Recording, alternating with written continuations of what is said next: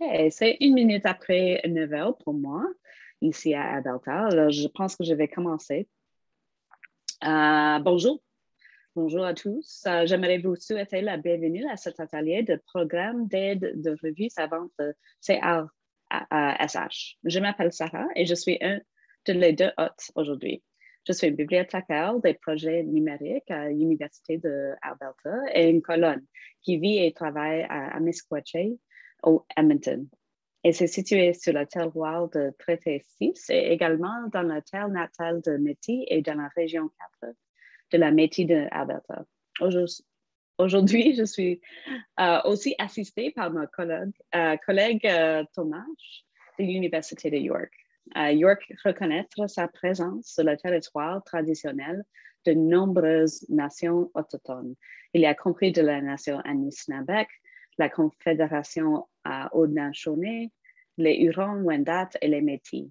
Nous reconnaissons les titulaires actuels de la traite, la Première Nation de Mississauga de New Credit, et ce territoire est soumis sous la traite de la ceinture wampum, Dish with One Spoon.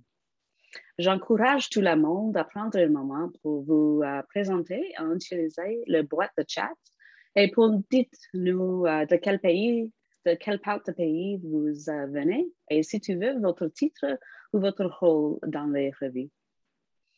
Avant de commencer, j'aimerais remercier l'Association de bibliothèques de recherche du Canada qui nous a fourni le soutien nécessaire de la tenue de cette réunion virtuelle. Elle a géré toutes les inscriptions, nous a fourni le webinaire de Zoom et les soutiens techniques et nous aider à planifier et organiser cet événement. Un grand remercie également à Maria Mastrovic et de l'Université de Toronto et Sonia Betts de l'Université d'Alberta pour avoir initié cet webinaire. Mais des plus grands remerciements aujourd'hui vont bien sûr à nos présenteurs. Nous avons ce matin 2 agents de programme de conseil de recherche de sciences humaines qui animaient cet atelier et de répondre à des questions. Sébastien Demel est un agent principal de programme et Oriane Caresson, c'est un agent de programme pour le portefeuille de subvention de recherche CRSH. Sébastien et Oriane vont présenter pour environ 45 minutes à propos de la subvention et nous aurons du temps à la fin pour les questions et demander la précision modérée par mon collègue Thomas. Vous voulez noter que nous enregistrons cet atelier et que sera affiché sur le YouTube de l'ARBEC et tu peux consulter les plus tard.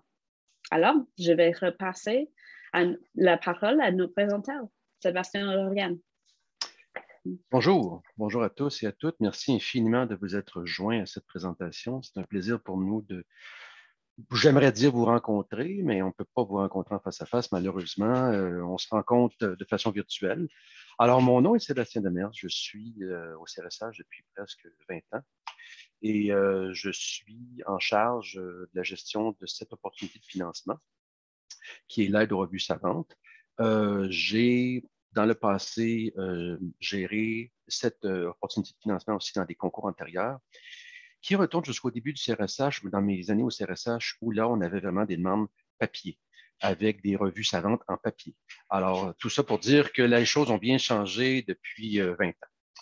Alors, Oriane, à ton tour. Oui, bonjour. Donc, je m'appelle Oriane Carrison. Je suis agente de programme, comme on l'a déjà dit, au portefeuille des subventions de recherche. Et je suis une des agentes de programme sur un des comités sur l'opportunité de financement aide aux revues savantes. Thomas ou Sarah, est-ce qu'on fait un tour de table? On peut procéder avec la demande, la présentation tout de suite? Vous pouvez procéder, oui, merci. D'accord. Donc, alors, encore une fois, je vous remercie de vous être joints à nous. Est-ce qu'on voit bien la présentation, Thomas et Sarah? On voit bien le PowerPoint? Oui, ça marche? OK, merci. Donc, alors, bienvenue à tous et à toutes, encore une fois, à ce webinaire sur le programme Aide aux revues savantes. Concours de septembre 2021. C'est un programme qui est aux 3 années, donc à chaque 3 ans. Les subventions sont pour 3 ans. Donc, si je vais à la première diapositive, aujourd'hui, nous allons aborder brièvement quelle est l'opportunité de financement, qu'est-ce que ce programme, quels sont les objectifs. je vais tenter de décrire un peu l'intention derrière ce programme. Quelles sont les exigences en matière d'admissibilité, c'est-à-dire pour les candidats, candidates, les établissements, les revues, quel type de revues, question de libre accès et quelles sont les distinctions, par exemple, le comité de rédaction. Ensuite, je vais aborder le formulaire de demande. Donc, quand je dis je dis ma collègue, bien entendu, est incluse là-dedans. Nous allons aborder aussi les impacts qu'il aurait pu avoir sur vos revues, votre revue, les impacts de la COVID, l'épidémie de COVID, la structure des comités et le processus de sélection, donc c'est-à-dire comment ça se passe lorsque les comités délibèrent et le processus de sélection comme tel, c'est-à-dire les étapes par lesquelles et les critères. Et ensuite, on va vous parler un petit peu des statistiques, des résultats et des commentaires, si vous avez des commentaires et des questions vers la fin. Alors là, ce que j'aimerais peut-être préciser aussi, c'est que je vous invite à écrire vos questions dans le clavardage, dans le chat, et nous allons les aborder de façon le plus systématique possible à la fin. Donc, pour l'instant, nous allons présenter, ensuite, nous allons aborder vos questions. Et également, je vous invite à nous écrire directement. À la fin de la présentation, il y a un courriel où vous pouvez nous écrire directement si vous avez des questions qui vous préoccupent. Et je vous invite à nous appeler. Ça me fait toujours plaisir de vous parler. Et je vous inviterai au bureau à Ottawa, mais malheureusement, on ne peut pas. Donc, je vous invite à nous écrire ou à nous téléphoner. Ça nous fait plaisir à moi ou à mes collègues de vous répondre. Donc, allons-y. Donc, aperçu de l'opportunité de financement de l'aide aux revues savantes.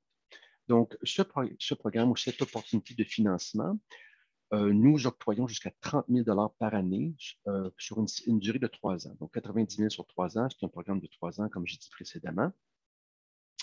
Il vous est possible d'obtenir un 5 000 supplémentaire aux 30 000, donc 35 000 pour plateformes numériques, certains types de plateformes pour pouvoir avoir votre vue, pour que votre vue siège ou soit accessible à même une plateforme numérique. Donc, un 5 000 supplémentaire qui peut vous être accordé si vous en faites la demande dans le budget. Donc, c'est une durée de 3 ans. Donc, le dernier concours est en 2018, 2021 et 2024 parce que les subventions se terminent normalement en février. Comme cette année, les subventions 2018 prennent fin en février 2022. Donc, les prochains versements se feraient en mars 2022. La date limite de la présentation est le 10 septembre, donc dans environ un mois, un petit peu moins qu'un mois. Et les résultats des annonces seront faits en mars 2022. Les annonces se font par l'intermédiaire des bureaux de la recherche qui ont accès à notre site web sécurisé. Donc, ils ont les notes, les scores, les résultats et ensuite ils les transmettent aux demandeurs. Prochaine diapositive. Qu'est-ce que ce programme? À quoi sert-il? Donc, les subventions d'aide aux revues savantes doivent satisfaire aux objectifs du programme Savoir. Vous savez qu'au CRSH, vous êtes peut-être moins familière avec le CRSH. On a différents types de programmes. Notre grand programme, le pain et le beurre du CRSH, c'est le programme Savoir, qui est divisé en une série de petits programmes. Celui-ci en fait partie. En fait, c'est l'opportunité de financement Savoir. Ce programme, cette opportunité de financement, les revues savantes, elle appuie la diffusion des connaissances au Canada en offrant aux revues une contribution qui leur permet d'explorer des activités novatrices et les aide à couvrir les coûts de publication d'articles scientifiques, d'édition numérique et de distribution de revues sur des plateformes sans but lucratif canadiennes. Alors, les 3 derniers mots sont importants ici. Sans but lucratif canadien. Donc, c'est vraiment des plateformes au Québec. Peut-être la plus connue, c'est Érudit, qui est une plateforme numérique sans but lucratif. Il y en a des tas d'autres, mais Érudit étant la plus connue pour le Québec et parfois aussi pour les francophones hors Québec. Ensuite, quels sont les objectifs de cette opportunité de financement? Accroître la diffusion des résultats de recherche en sciences humaines, originaux, publiés dans des revues savantes canadiennes et augmenter le lectorat de ces revues. Attirer parti des importants investissements du gouvernement fédéral dans l'infrastructure de l'édition savante numérique. À aider les revues qui souhaitent se prévaloir des avancées réalisées dans le domaine des technologies numériques et des pratiques novatrices. Plus tard dans le budget, on va aborder la question de l'innovation. Il est possible d'avoir un montant de 5 000 pour de l'innovation, 5 000 par année. Et c'est ce à quoi on essaie de répondre au troisième paragraphe ici, à aider les revues qui souhaitent se prévaloir des avancées réalisées dans les domaines des technologies numériques et des pratiques novatrices. Quatrième paragraphe, à favoriser le passage vers les modèles de publication à libre accès. Donc, ça encore, c'est relativement récent. À mes débuts au CRSH, ça n'existait pas. C'est un concept très, très flou. Et maintenant, c'est le quotidien, libre accès, open access. On ne peut pas y échapper. Donc, c'est comme ça. Ensuite, OK. Une revue, attendez un petit peu. Donc, d'accord, désolé. Une revue n'est pas admissible à la présente occasion de financement dans les cas suivants. Son mandat ne relève pas du CRSH. Donc, CRSH, Conseil de recherche en sciences humaines. Si votre revue est plutôt de sciences de la santé ou sciences naturelles, ce n'est pas le type de revue que nous appuyons. Il faut vraiment que la majorité des sujets qui intéressent la revue soient sous le mandat du CRSH. Donc, je vous recommande d'aller vérifier si votre revue cadre avec notre mandat, cadre dans notre mandat, donc sur la page admissibilité des sujets de recherche, dis-je. Si vous voyez mon curseur ici, donc on clique ici et ça vous amènerait sur le site web du CRSH. Deuxième chose, pour que votre revue, si les revues n'est pas admissible, si la revue aborde les questions liées à la santé, à la formation clinique, à la recherche en psychomotricité et en kinésiologie, le counseling, la thérapie ou l'épidémiologie. Oriane, sens-toi à l'aise de complémenter si tu as des choses là, que j'oublie. Donc, exigence en matière d'admissibilité. Candidate et candidat. Pour être candidate ou candidat, dans le cadre de cette opportunité de financement, vous devez être le ou la rédactrice en chef de la revue, ou dans le cas d'un collectif d'édition, l'une ou l'un des co-rédacteurs, co-rédactrices. Il faut faire partie d'un corps professoral d'un établissement canadien d'enseignement postsecondaire. Donc, il faut que votre établissement soit admissible au CRSH, que ce soit un établissement postsecondaire. Ça peut être, bien entendu, une université, ça peut être un cégep ou un collège. Et quand on dit faire partie du corps professoral, il y a quand même beaucoup de marge de latitude. Ça peut être professeur retraité, ça peut être professeur émérite, ça peut être professeur auxiliaire. Tant que vous gardez un lien d'emploi, rémunéré ou non, avec l'institution, vous pouvez, nous considérons au CRSH que vous faites partie du corps professoral. Vous vous engagez également à assumer la responsabilité de la subvention.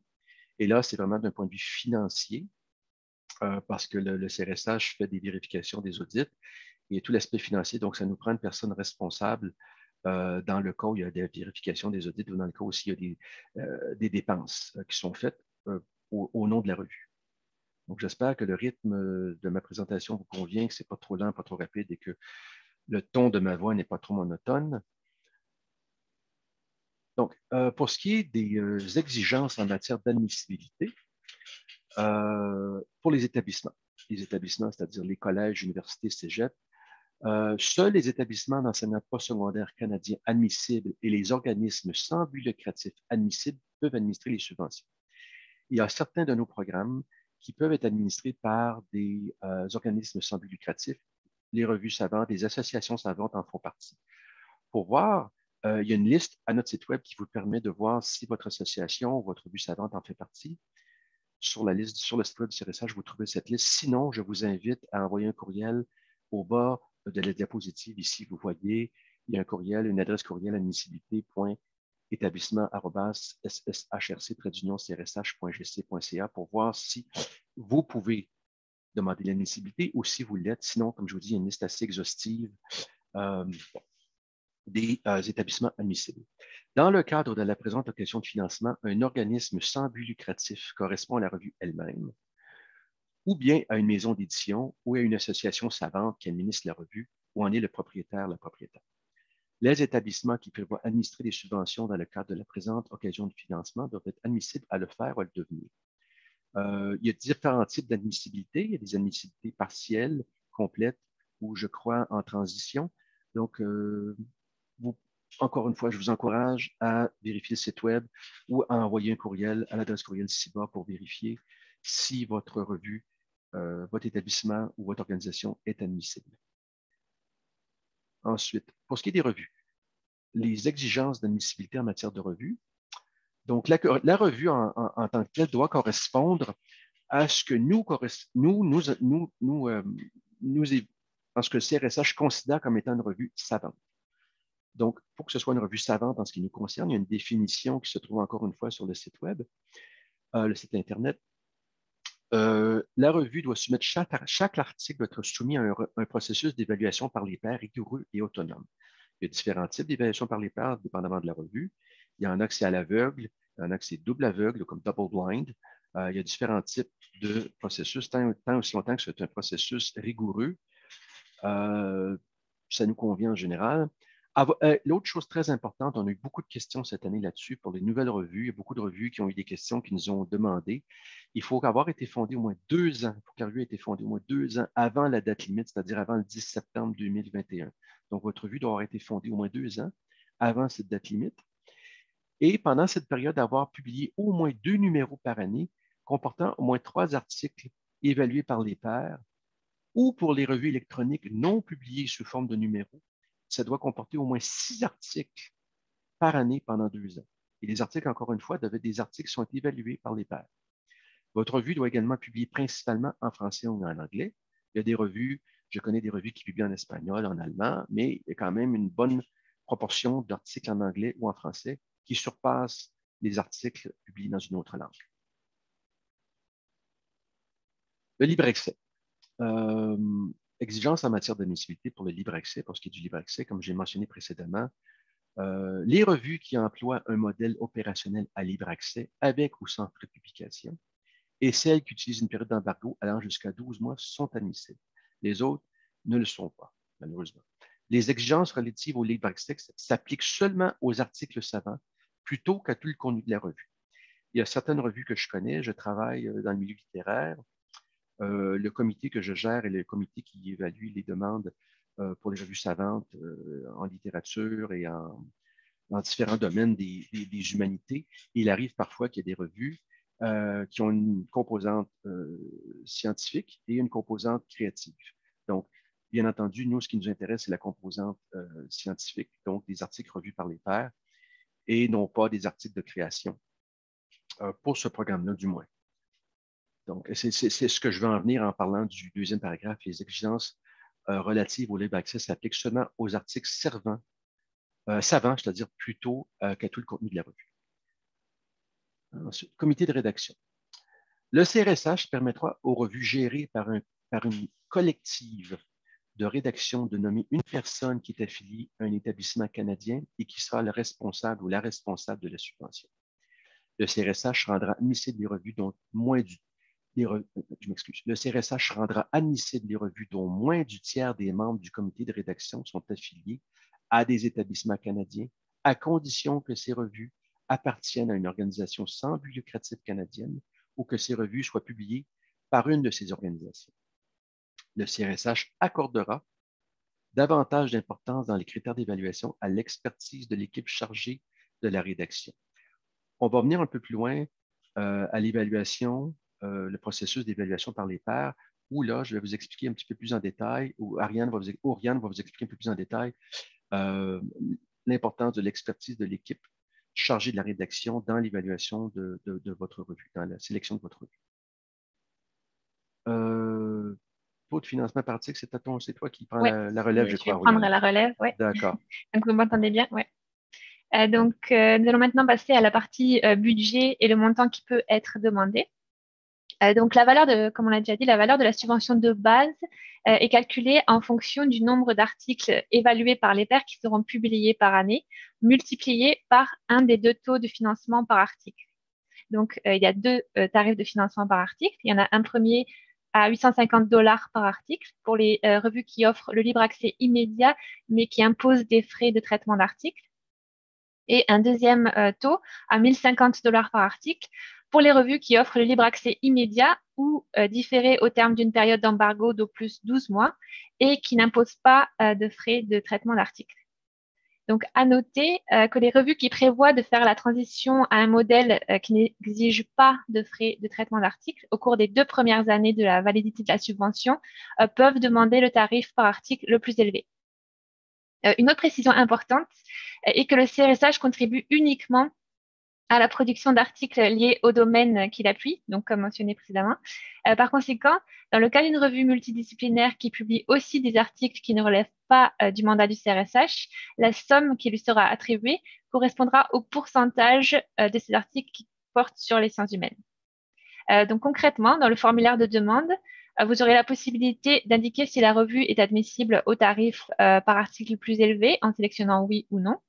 Et vous devez ensuite entrer une estimation du nombre d'articles qui seront évalués par les pairs qui sont planifiés d'être publiés pour chaque année durant la durée de la subvention.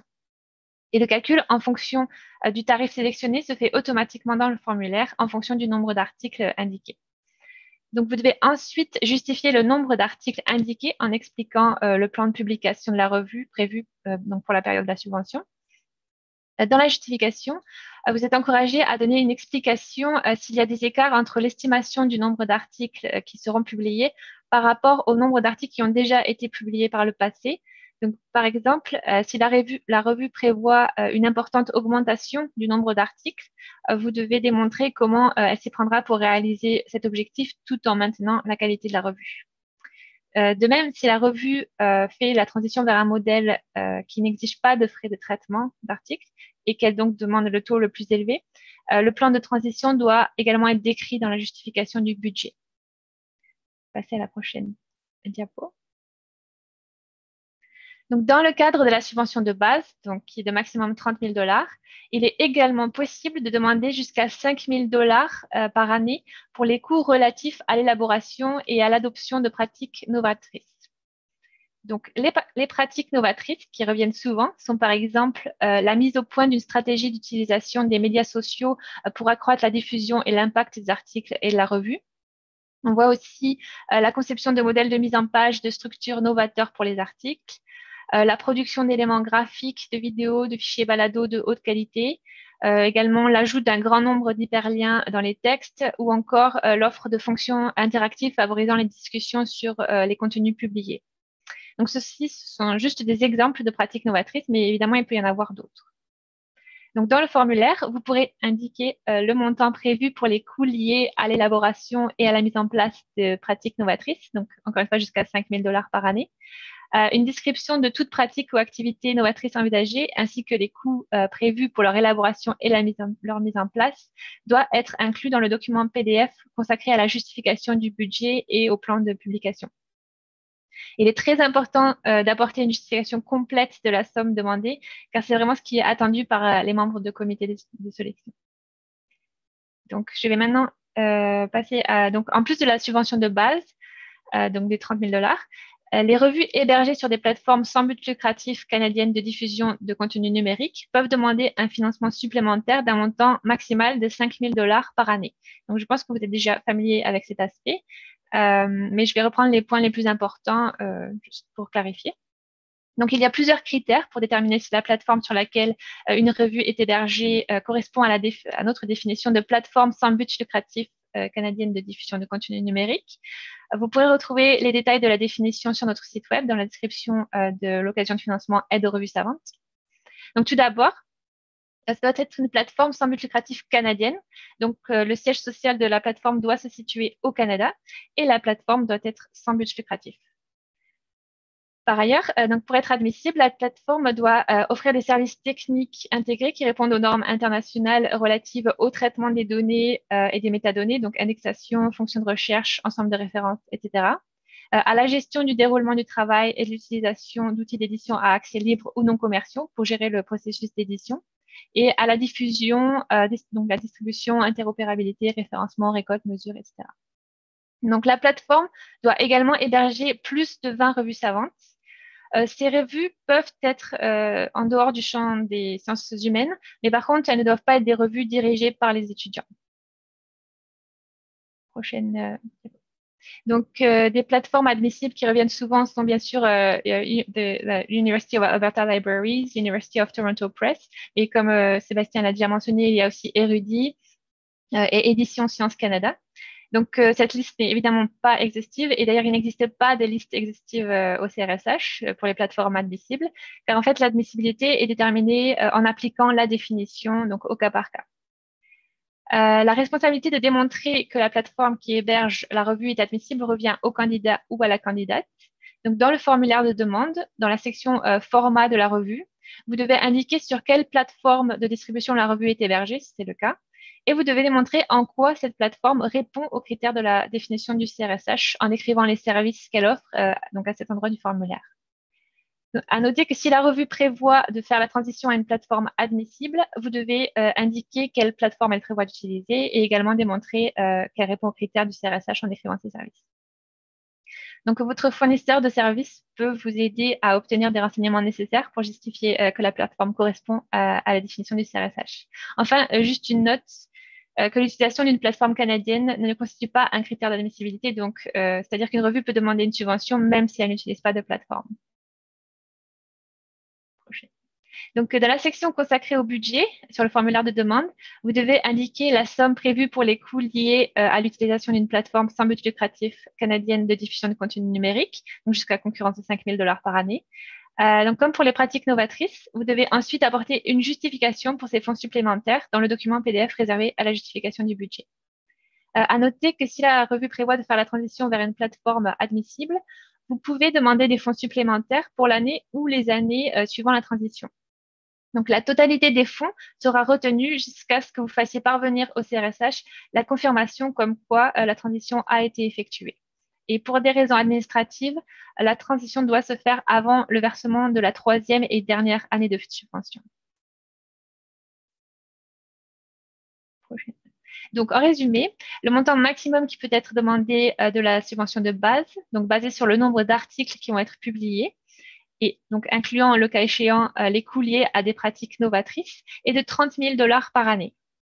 Le montant total de la subvention peut s'élever à un maximum de 35 000 $ par année si la revue est hébergée sur une plateforme sans but lucratif canadienne de diffusion de contenu numérique. Donc, c'est soit 30 000 $ de subvention de base plus 5 000 $ de financement supplémentaire par année.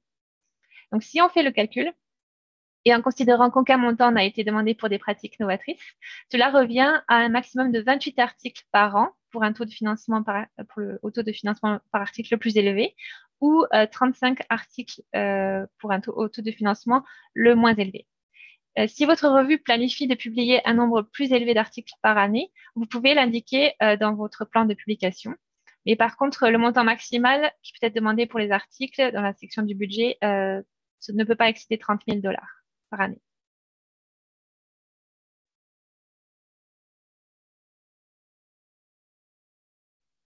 Bon, merci beaucoup, Oriane.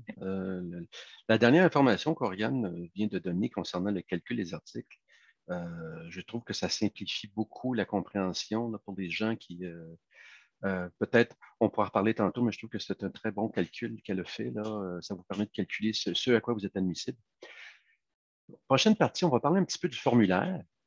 Alors, si ce n'est déjà fait, je vous invite vivement à aller sur notre site web et à débuter votre demande de subvention et de jeter un bon coup d'œil au formulaire.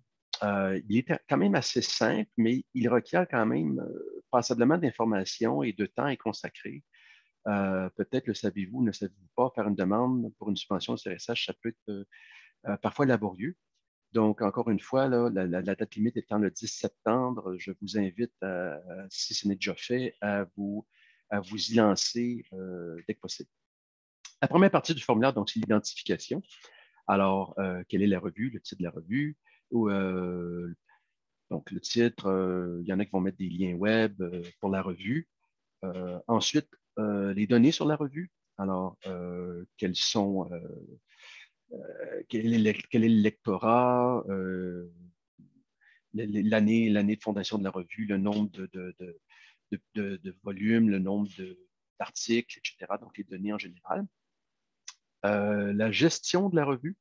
Donc, ça, c'est une autre section du formulaire. Donc, c'est-à-dire qui serait responsable de la gestion de la revue, parce que comme je ne l'ai pas mentionné, mais il est possible qu'une revue soit hébergée ou soit à même une institution X mais que la personne qui en est responsable soit une institution Y. Donc, il est possible que vous soyez, je ne sais pas moi, à UBC, physiquement à UBC, c'est votre institution d'attache, mais que la revue soit hébergée à Winnipeg, disons. Alors, ça, c'est possible et c'est assez fréquent d'ailleurs parce que les revues, normalement, sont en relation avec une association savante qui a un siège établi dans une université, mais les gens qui sont responsables de la revue vont dans une autre université parce que les gens vont changer, mais la revue va souvent rester à la même place pendant un bon bout de temps. Donc, ça, c'est possible. Le format de la revue, c'est-à-dire, bon, évidemment numérique, mais bon, on nous donne plus de détails à ce sujet-là. Le thème de la recherche. Alors, ça, c'est un cinquième point, thème de la recherche. Ça, c'est un aspect important, c'est-à-dire qu'il faut vraiment que votre revue couvre des domaines qui sont du mandat du CRSH pour qu'elle soit admissible. Alors, quels sont les thèmes de la recherche? C'est-à-dire, par exemple, je vais parler de ce que je connais un peu mieux, la littérature, les beaux-arts. Bon, qu'est-ce que couvre votre revue? Je connais aussi assez bien les sciences d'éducation. Est-ce que votre revue couvre les sciences d'éducation? Donc, c'est bien d'établir. Et là, il y a quelque chose d'important à souligner, c'est que lorsque vous remplissez le formulaire de demande, vous vous adressez à vos pairs, vous vous adressez à des professeurs d'université ou à des... il arrive parfois aussi qu'on demande l'aide de bibliothécaires. Donc, tout ce que vous présentez, ayez en tête que vous vous adressez à des profs d'université. Ce n'est pas à nous, le CRSH, que vous adressez. Ce genre d'information-là nous est importante, mais nous ne faisons pas l'analyse de la qualité de la revue. Nous faisons seulement l'admissibilité de la revue. La revue est-elle admissible? Est-elle admissible et cadre-t-elle avec nos critères? Tout ce qu'il reste, la présentation, les données, la description, le professionnalisme de la revue, tout ça, ça s'adresse à vos pairs, donc aux comités qui vont lire ça. Et non, non. Ça, c'est une distinction importante lorsque vous rédigez, lorsque vous préparez votre présentation, d'avoir ça en tête, de dire, d'accord, je m'adresse à mes collègues, à des pairs qui vont évaluer ça et non pas à des employés du CRSH. La description de la revue, alors, parlez-nous un petit peu, vous avez une page pour faire ça. Évaluation par les pairs. Quel est le système d'évaluation par les pairs qui est privilégié par votre revue? De nous l'expliquer le plus clairement possible. L'équipe de rédaction, je vais revenir à ça. Il y a eu un petit peu de confusion cette année, à savoir qu'est-ce que l'équipe de rédaction versus qu'est-ce que le comité de rédaction. Oriane, si tu as des idées pour comment mieux l'expliquer, j'apprécierais. L'équipe de rédaction, c'est vraiment le groupe clé de la revue, formé de 4 ou 5 personnes. Normalement, ces gens-là, en fait, ces gens-là doivent être à l'embauche d'universités canadiennes. Il peut y avoir des gens dans des universités internationales et c'est vraiment le leadership de la revue qui est géré par l'équipe de rédaction. Ensuite, le comité de rédaction, parce que là, l'équipe de rédaction, vous avez une page pour expliquer qui sont ces personnes, quels sont leurs titres, qu'est-ce qu'elles font. Et là, pour le comité de rédaction, vous avez 4 pages à fournir. Alors là, ça englobe tous les évaluateurs ou les gens qui ont beaucoup plus large, qui ont une portée plus large de la revue. Donc, c'est vraiment ces deux entités distinctes. Et je sais que sur le site web, c'est pas, ça pourrait être un peu plus clair. Donc, je ne sais pas, Oriane, si tu avais peut-être d'autres choses à ajouter à ce niveau-là Oui. pour que les gens comprennent bien la distinction entre les deux. Oui, vraiment, l'équipe, enfin, le mot-clé, I think, je pense, c'est l'équipe de rédaction, c'est vraiment le cœur et le comité de rédaction, c'est plus large. Par contre, tu as utilisé le mot évaluateur, je pense que ça peut Ouais, non, créer la c'est ça. confusion peut-être. C'est Désolé, pas les évaluateurs, désolé, ouais. c'est vrai. C'est juste le comité de rédaction. Les évaluateurs, il y a une autre partie pour les évaluateurs. Donc, c'est ça. Normalement, ce que je vois souvent, normalement, c'est-à-dire ce que je vois souvent dans les revues, c'est que euh, l'équipe de rédaction, c'est composé de 4 ou 5 personnes, tandis que les comités de rédaction, ça peut être 40, 50 personnes qui viennent de toutes sortes d'universités de par le monde, de toutes sortes de champs qui seraient intéressés à siéger au sein de votre revue. Maintenant, pour ce qui est des évaluateurs, tu as raison de le dire, Oriane, c'est une erreur de ma part. Donc là, on parle vraiment des évaluateurs. Alors, qui vous sollicitez le plus souvent pour réviser les articles qui sont soumis à votre revue? Alors, qui sont ces évaluateurs? Quelles sont les instructions que vous leur donnez pour que les gens comprennent bien votre processus d'évaluation par les pairs? Ça, on vous demande de nous l'expliquer. On vous demande aussi de nous donner une liste d'évaluateurs. Normalement, c'est les évaluateurs au cours des 2 dernières années, pas tous, pas toutes, mais ça peut être une liste de gens qui revient plus souvent à qui vous demandez d'évaluer des articles de votre revue. Ensuite, les auteurs. Qui sont les personnes qui ont soumis des articles à votre revue? Alors, savoir, on a besoin de cette information également.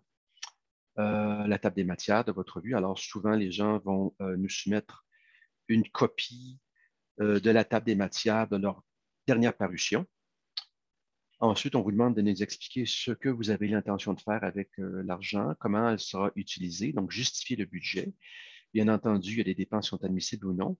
Les universités, les bureaux de la recherche des universités, en général, sont bien au fait de ce qui est admissible ou non au CRSH. Donc, je vous recommande fortement de jeter un coup d'œil à notre site web, mais aussi de travailler en collaboration avec votre bureau de la recherche, à savoir comment bien présenter votre budget. Et encore une fois, gardez en tête que vous adressez à vos collègues.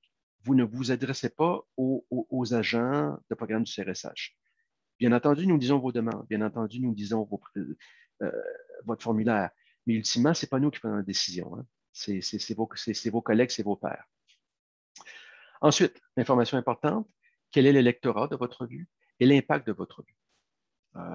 Tout ça, ça doit apparaître dans le formulaire de demande. Et c'est là, il y a des rubriques. Ça, c'est tous des rubriques qui sont dans le formulaire de demande. Ensuite, modèle d'affaires. Quel est le modèle d'affaires de votre revue? Il y a trois options de modèle d'affaires que nous proposons. Alors, votre revue est soit libre accès sans abonnement ni frais de traitement d'articles, toute revue qui n'exige aucun frais aux auteurs ou aux lecteurs. Dans mon expérience, de ce que j'en sais, c'est de plus en plus rare.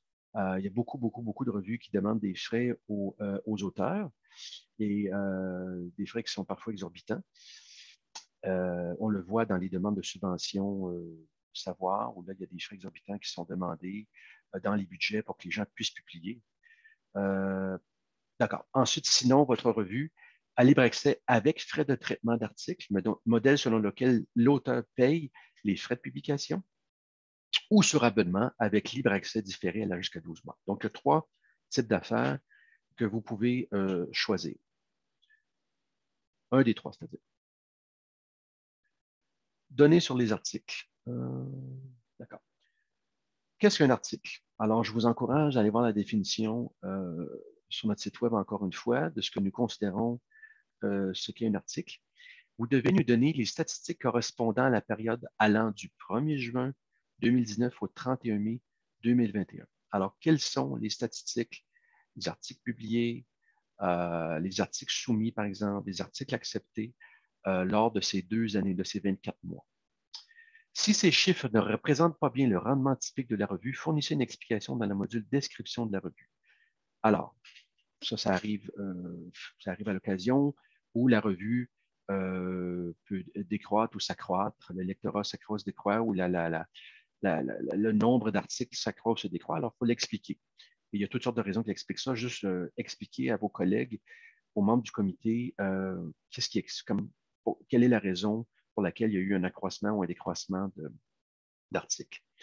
Ensuite, vous pouvez fournir une page supplémentaire dans le module description de la revue si votre revue a eu des retards à cause de la COVID. Alors, on va revenir un peu plus loin aussi sur la COVID. On a adopté un petit peu nos programmes et ça, c'est ce qu'on a décidé de faire ici, c'est de vous laisser une page additionnelle pour nous expliquer, bon, voilà, j'ai eu des retards de publication à cause de la COVID, nous expliquer en une page pour qu'on puisse comprendre, pour que les membres de comité puissent comprendre que votre revue a pu décroître ou s'accroître, mais dans le cas de la COVID, ça doit être, j'imagine que on décroît le nombre d'articles qui a été soumis à votre revue. Impact de la COVID. Donc, comme j'ai mentionné précédemment, on vit tous avec cette épidémie et le CRSH, bien entendu, a adopté ses opportunités de financement à cause de la COVID. Donc, le CRSH est bien conscient des impacts liés à la COVID-19 pour les revues savantes. Ainsi, le CRSH s'est engagé à faire preuve de flexibilité quant au nombre minimum de publications requises et quant aux données du lectorat et des mesures d'impact de la revue. En plus d'avoir une page qui vous permet d'expliquer, les membres de comité de sélection des revues savantes sont tenus de prendre en considération les impacts de la COVID lors d'évaluation des demandes. Alors, on les informe de ça et on leur demande de prendre ça en considération lors du pointage qu'ils vont donner à votre revue. as-tu des choses à ajouter à ce sujet-là, Oriane? Non. D'accord. Alors, c'est à ton tour. Tu prends Ouais. Je vais donc dire quelques mots sur le processus d'évaluation et de sélection des demandes. La sélection des demandes et l'attribution des fonds se font au moyen d'un processus d'évaluation du mérite compétitif. Donc, en d'autres termes, le CRSH prend ses décisions de financement en tenant compte des recommandations du comité de sélection et des fonds disponibles. Donc, comme pour toutes les autres subventions, le principe de financement minimum indispensable guide le comité dans ses délibérations. Donc, c'est pour ça que c'est très important de justifier toutes les dépenses. L'évaluation des demandes de subvention se fait donc en comité, en une seule étape. Donc, il n'y a pas la participation d'évaluateurs externes comme ça pourrait être le cas pour d'autres subventions. Donc, tous les comités de sélection chargés d'évaluer les demandes sont multidisciplinaires. Afin d'assurer la qualité de l'évaluation du mérite, les comités sont formés en tenant compte de la diversité des disciplines représentées parmi les membres de comité et également en veillant à ce que les comités se composent de personnes qui connaissent bien le processus de production des revues. Donc, le taux de succès attendu cette année est d'environ 75%, comme c'était le cas pour le concours précédent. Quelques mots sur la notation. Donc, les membres de comité attribuent une note de 0 insatisfaisant à 6 excellent pour chacun des 3 critères d'évaluation. Je vais revenir sur les critères d'évaluation dans un instant. Donc, ça crée une note globale sur 18 qui est le résultat pondéré des 3 notes attribuées à la demande pour chacun des 3 critères d'évaluation. Donc, les demandes ayant obtenu une note minimale de 3, donc satisfaisant à bon sur chacun des critères, seront admissibles à un financement. Donc, attention, cela ne veut pas dire qu'elles seront financées, car cela dépend du classement des demandes et des fonds disponibles. Mais pour chaque demande donc, qui a atteint la note de passage, le comité ensuite établira un niveau de financement basé sur l'examen des plans de publication et des justifications budgétaires. On va passer à la prochaine diapo. Donc, il y a donc 3 critères d'évaluation. Le premier, c'est la qualité et l'impact de la revue, donc qui compte pour 40% de la note globale. Ensuite, il y a l'orientation rédactionnelle, qui compte pour 30% de la note globale. Et enfin, la nature et efficacité des stratégies de diffusion actuelles et proposées de la revue, donc qui compte pour 30% de la note globale. Donc, comme vous pouvez le voir à l'écran, chacun des critères englobe plusieurs sous-critères. Et les sous-critères n'ont pas de valeur numérique, mais ils sont utilisés par les membres de comité pour fournir une note sur chacun des 3 catégories. Donc, la grille de notation et les détails des sous-critères sont disponibles sur notre site web dans la description de l'opportunité de financement. Donc, voici maintenant quelques détails pratiques et administratifs concernant les subventions. Certains ont déjà été mentionnés. Donc, les résultats seront annoncés en mars 2022. Et donc, les subventions s'étalent sur 3 ans, donc de mars 2022 à mars 2025. Les subventions qui ont été attribuées lors du dernier cycle de compétition donc, prennent fin le 28 février 2022. Et donc, en ce qui concerne l'aide aux revues savantes, il y a un paiement par année qui se fait normalement en mars de chaque année. Donc, nous arrivons à la fin de notre présentation. Vous pourrez retrouver toutes les informations qui ont été mentionnées au cours de cette présentation sur notre site web dans la description de l'opportunité de financement aide aux revues savantes. Nous avons également une foire aux questions spécialement pour l'aide aux revues savantes et dans laquelle vous pourrez trouver un bon nombre de réponses à vos questions. Le lien vers cette FAQ est en bas de la page de la description de l'opportunité de financement sur notre site web. Pour toute question concernant l'admissibilité à administrer les fonds du CRSH, vous pouvez consulter les lignes directrices et exigences en matière d'admissibilité des établissements. Vous pourrez y trouver plus de détails. Et enfin, pour terminer, si vous avez des questions au sujet du concours de l'aide aux revues savantes, vous pouvez nous écrire à l'adresse indiquée ici, donc revue savante au pluriel @sslh-crsh.gc.ca. Et donc, vous pourrez retrouver cette adresse aussi en bas de la description de l'opportunité de financement sur notre site web. Donc, nous vous remercions pour votre attention durant cette présentation et il nous reste un peu de temps pour des questions. Donc, comme on a dit précédemment, vous pouvez les poser dans le chat et nous y répondrons. Merci beaucoup. Je vous remercie énormément, Sébastien et Oriane. Les renseignements étaient très intéressants et très utiles. Nous avons eu une question déjà dans le chat Sur le diapo aperçu du formulaire de demande, José Sinquer nous a demandé, est-ce que comité de rédaction est équivalent à comité scientifique? José, voulez-vous préciser votre question? Vous n'avez pas...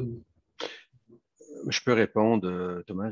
Oui, c'est l'équivalent. C'est ça. Comité scientifique, comité de rédaction, c'est l'équivalent. C'est juste une question de mots, mais non, c'est l'équivalent. OK. Merci, Sébastien. Nous avons une autre question de Valérie Critchley. Pourquoi la plateforme doit-elle héberger plus de 20 revues?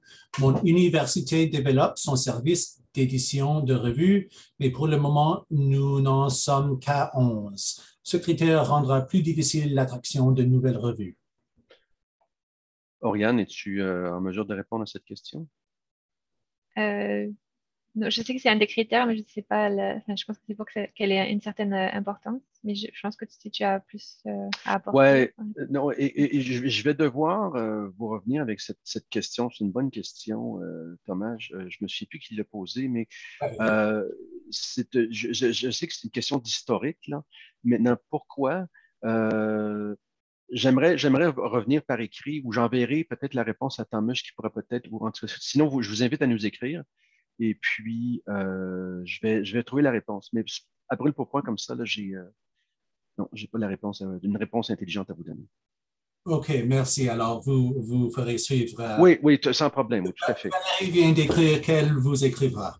Parfait, parfait, Valérie. Alors, écrivez-moi. Je vais écrire mon adresse courriel sur le chat, donc vous pourrez avoir mon adresse courriel. OK. Je vais l'écrire immédiatement, donc. Merci, Sébastien. Et pendant que vous écrivez, nous avons une autre question de Elle de Souza qui nous demande, pourriez-vous préciser la période pour la recherche des données sur les mesures d'impact? Concernant la COVID, c'est ça? J'imagine? Non, je pense que c'est sur la dernière section de la demande, je pense, pour les mesures d'impact du lectorat, il me semble. La mesure d'impact du lectorat. OK. Oui, c'est okay. ça. C'est la même période, donc de juin. Oui, c'est ça. Ouais. C'est ça. C'est la période, c'est de. Attendez un peu, je vais retourner dans la. Je me souviens, j'appuie sur revue, c'est de juin le 1er 2019. Oui. C'est ça, du 1er juin 2019 au 31 mai 2021. C'est ça.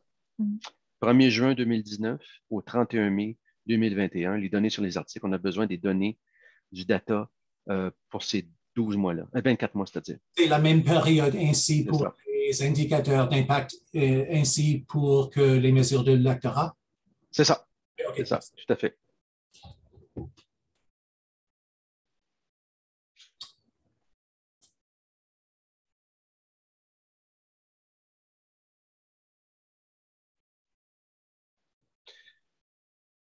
Alors, nous avons une opportunité pour d'autres questions.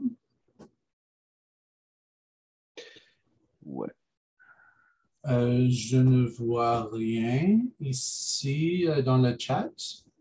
Alors, je peux donner une autre instant si quelqu'un veut taper une autre question, mais j'imagine qu'il y avait tant d'informations que vous avez répondu à beaucoup de questions déjà.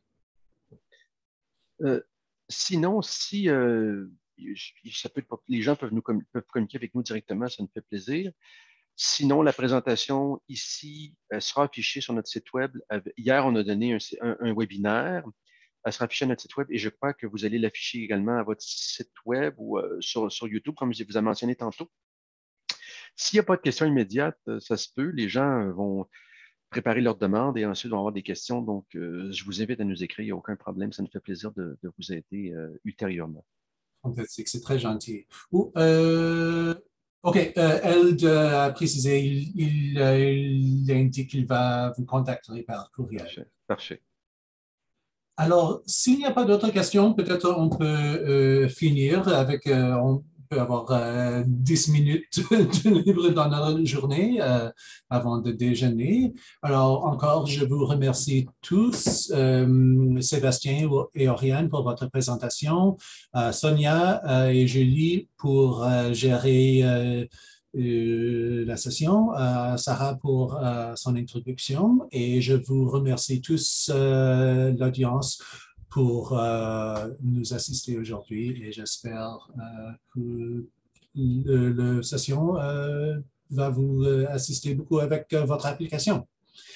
Merci beaucoup, Thomas, Sarah, Julie et Sonia. Merci infiniment de nous avoir invités. C'est très aimable à vous et j'espère un jour qu'on pourra se rencontrer plus personnellement là, que cette méthode qui est un peu impersonnelle, mais enfin, on fait comme un peu. Merci également à ma collègue Oriane qui a bien fait ça. Donc, alors à la prochaine et n'hésitez pas à nous écrire.